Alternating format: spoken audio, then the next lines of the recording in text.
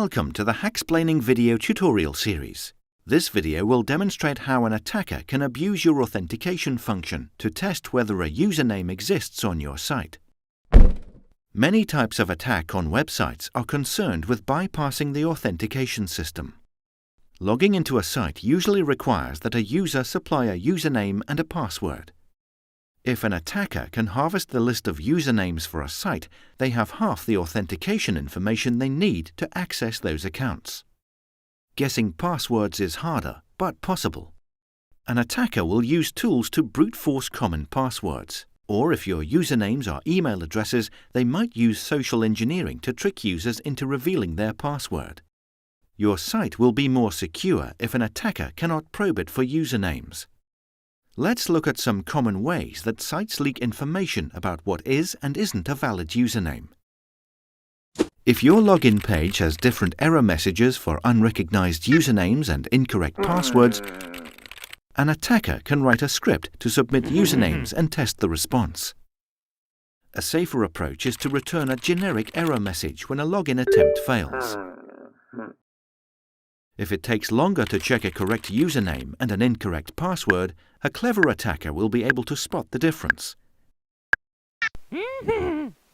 Make sure all login code paths take about the same time on average. For instance, perform time-consuming operations like password hashing even when you know the username is wrong.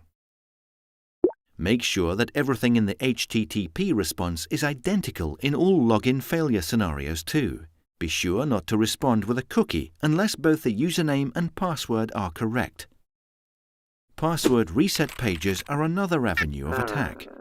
If somebody tries to reset a password for an unknown username, some sites will respond with a message indicating that the account does not exist.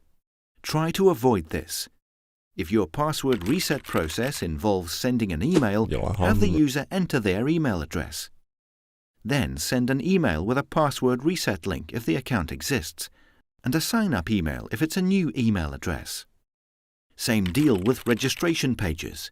Try to avoid having your site tell people that a supplied username is already taken. If your usernames are email addresses, send a password reset email when a user absent-mindedly tries to sign up a second time.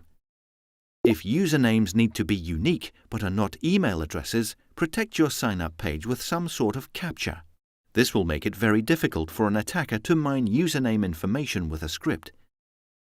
If you are very security-minded, consider adding an exponential backoff after each failed login attempt, so subsequent retries take longer and longer.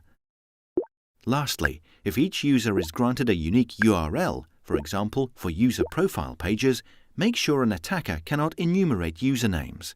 It might seem like a good idea to differentiate responses with HTTP 404 not found and HTTP 403 forbidden, but this leaks information. Leaking user information makes hacking your site much easier. Click on the link to learn how to protect yourself, or move on to the next video.